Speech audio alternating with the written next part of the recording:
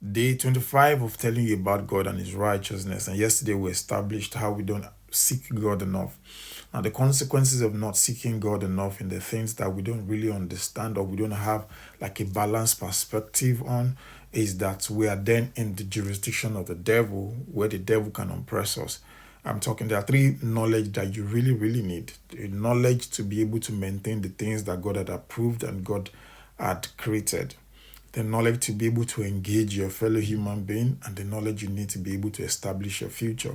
In establishing future is where the concept of family comes in, is where the concept of raising a child comes in, is where the concept of work comes in, is where the concept of like a lot of things in that regard. So those knowledge, as long as you don't have the right knowledge, and all of those things spells the righteousness of God because it was approved by God. The moment you don't have the knowledge, every time that you make decisions, you're only going to be making decisions within the jurisdiction of the devil where he could oppress you.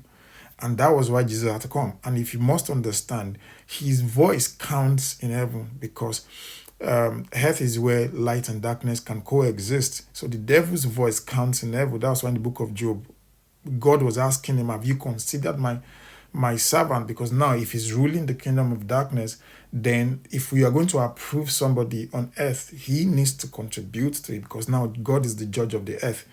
That was why Jesus had to come, because the moment he had a voice in heaven to consider people, he was then maltreating. That's why there was so much burden on Job to be able to prove that Job is righteous enough. There was so much burden on Job. That was why Jesus had to come to earth to be able to speak on our behalf on heaven, so that his voice is no longer what counts in heaven. I hope this is not too much for you. I'll see you guys tomorrow.